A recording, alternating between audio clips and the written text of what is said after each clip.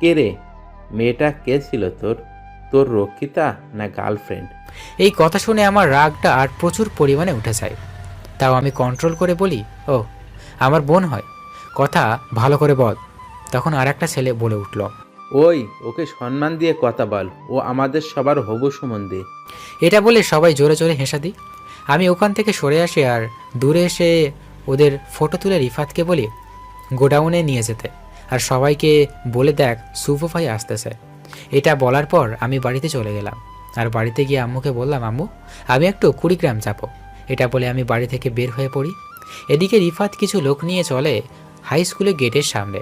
রিফাত ওদের নাকে কিছু দেয় আর গোডাউনে নিয়ে যায়। আমি আমার আর একটা লোককে বলি সোহেল নামের ছেলেকে, যে টিম চালায়, ওকে খুঁজে বের করে গোডাউনে নিয়ে আসতে।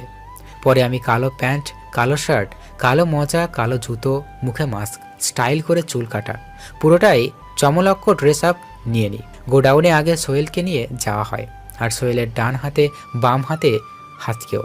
আমাকে দেখে সোহেল বলতে থাকে, ভাই, আপনি আমাদের এখানে নিয়ে আসছেন কেন? আমি ওদের কথা না শুনে বেত দিয়ে মারতে শুরু করি।